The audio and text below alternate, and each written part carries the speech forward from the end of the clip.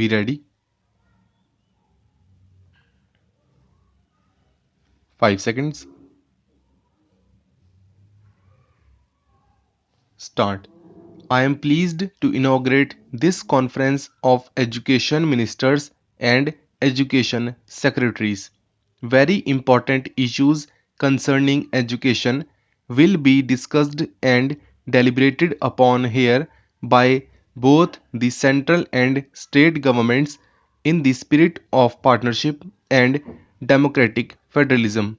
Human resource development is the most critical area in nation building. After all, national development depends on having educated citizens, rural development, health and nutrition, social justice, sustained economic growth. I could go on adding to this list of national tasks where education is the common denominator. At the turn of the century, Swami Vivekananda had diagnosed the ills that plague our society and has said a nation is advanced in proportion as education and intelligence spread among the masses.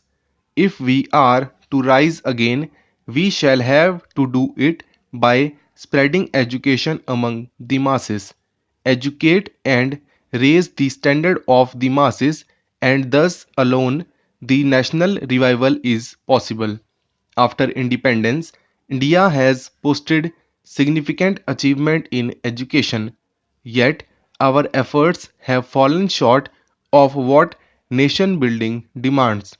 Professor Amartya Sen, this year's Nobel Prize winner in economics, says that governments in developing countries, including ours, have intervened lot to solve problems in the economic and business sectors.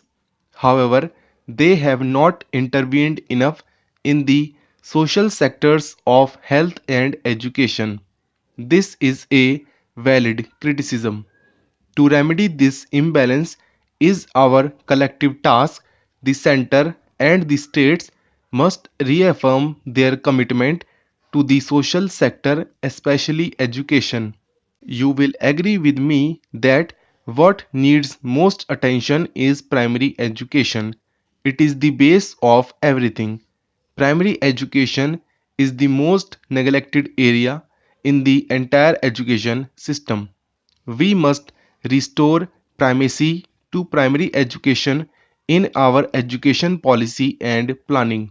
Primary education needs more money, yes, more money to build and maintain proper school building, equip with them books and blackboards and other instruments of teaching, and money also to convert single teacher schools to multiple teacher schools. Money is always scarce. A large part of the education budget goes to pay teachers' salaries. With the recent increases in their pay, there will be even less money for the other equally important items. We therefore need to look at other sources of funding. Private enterprise is now entering professional education. Can we not cope with innovative ways that attract people to contribute to the primary schools?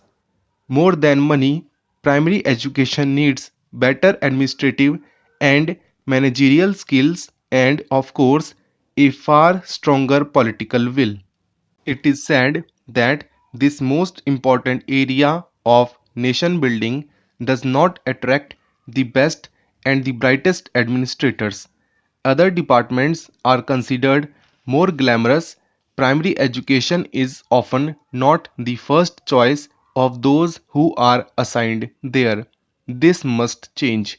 The most important thing that we can do to improve primary education is to ensure that the best administrators are applying their minds to improve the primary education system. I have some other thoughts that I would like to share with you on the subject. While governments have done a lot to improve teachers' salaries, they have neglected the task of improving their working and teaching environment. Teachers' views are often ignored or not even sought in education planning. The bureaucrats in the education department have an upper hand and often boss over teachers and principals. This is wrong. All those associated with education should understand that a good teacher does not look for a good salary alone. He values even more a better working environment where he feels that he is valued and has a say in the running of his institution. The quality of municipal and other government schools is inferior to that of private schools. One reason, of course, is that richer parents pay for then demand better service from private schools. In government run schools, where the parents are too poor and themselves uneducated, they cannot demand better service. This places a bigger responsibility on us to run our schools better in the absence of parental demand. Can we face up to that responsibility? How do we make parents and communities more responsive about the school in their midst? This is one of the great challenges before the education sector. If we want the villagers to consider the school to be theirs, then they must have a sense of responsibility and ownership. Here I have a suggestion. Education is a state subject. The 73rd and 74th Amendments have decentralized powers to the panchayats and municipalities.